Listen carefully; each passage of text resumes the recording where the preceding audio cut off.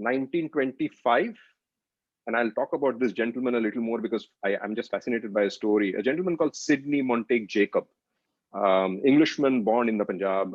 He was Punjab's agriculture secretary at one point in time. He reached the semi-finals of, we have French Open going on, right? So the French Open's precursor was called the French Championship, which was also held at Roland Garros on clay. He reached the semi-finals. He beat, if I'm not mistaken, he beat Brunio in the third round. He beat that year's Wimbledon semi-finalist in the fourth round, and he lost to Lacoste in 4 sets in the semi-finals. And he was also seeded 8th for that tournament. So he was the highest seeded Indian before Ramanathan Krishnan. Not Wimbledon, sorry, at Roland Garros. So he was the highest seeded Indian at a Grand Slam before Ramanathan Krishnan. And nobody remembers Sidney Jacob.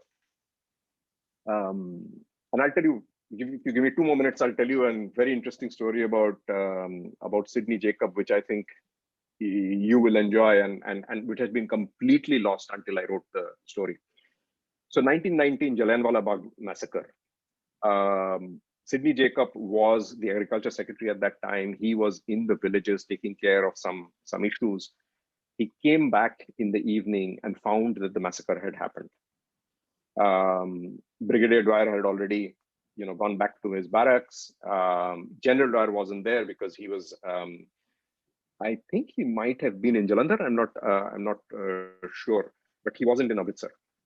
And what happened was Sidney Jacob was one of those Englishmen who were very, very, he felt Indian.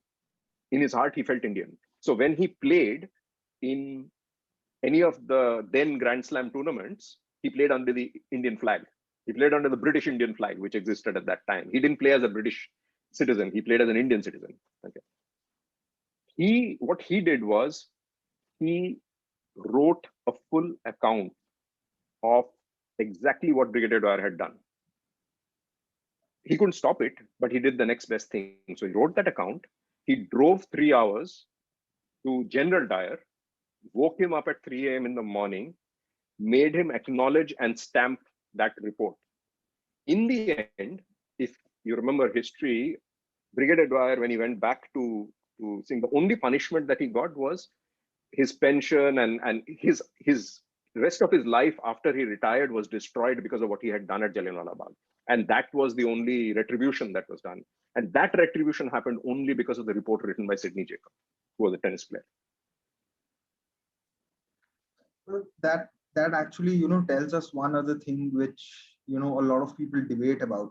A lot of people, even in today's times, actually talk about that sports and politics and society don't go in hand together. But we've had countless examples on this show where it's always proven the otherwise, that sports is in a way a force or an enforcer of change to bring in the society or politics through somewhere or the other. And this is just one example which dates back more than 100 years. So I think by the end of the series or the show, we'll have enough evidence and enough anecdotes for people to understand that sports can never really be separated from politics, because it is what unites people in more ways than one. And